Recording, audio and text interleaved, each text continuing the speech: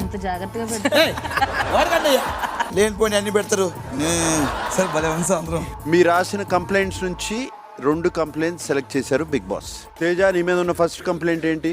ఏ విషయం గురించి అయినా తను మాట్లాడదలుచుకుంటే వాటిని మాట్లాడేసి అక్కడి నుంచి వెళ్ళిపోతాడు.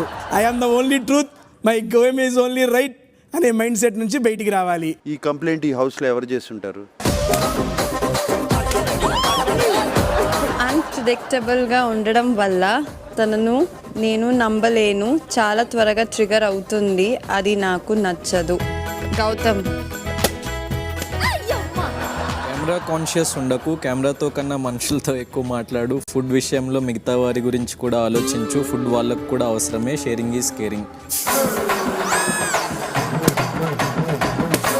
నీకు అవినాష్ రక్షణ కవచంలా ఉన్నట్టు అనిపిస్తుంది, మిగతా కంటెస్టెంట్స్తో కాకుండా కేవలం అవినాష్ తేజతోనే ఉంటున్నావు.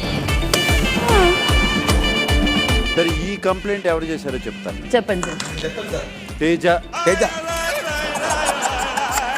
ఒకే విషయాన్ని మళ్ళీ ఏం చెప్పాను రా నీకు? అన్నీ చెబుతావు.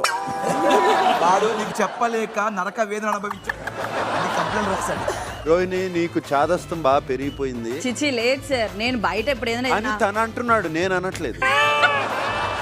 తనకు ఆట పట్ల ఆసక్తి ఉన్నట్టు నాకు అనిపించట్లేదు. She's a discouraging person. అయ్యయ్యో, అన్ని నిజాలు రాశారు.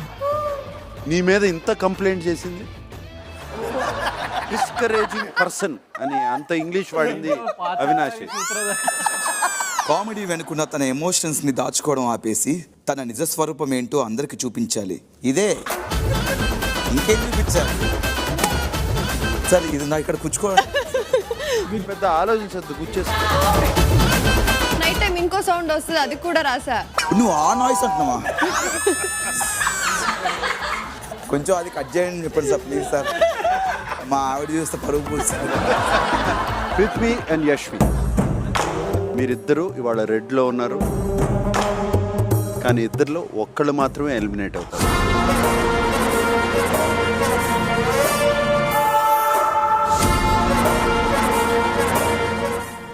Bigg Boss 8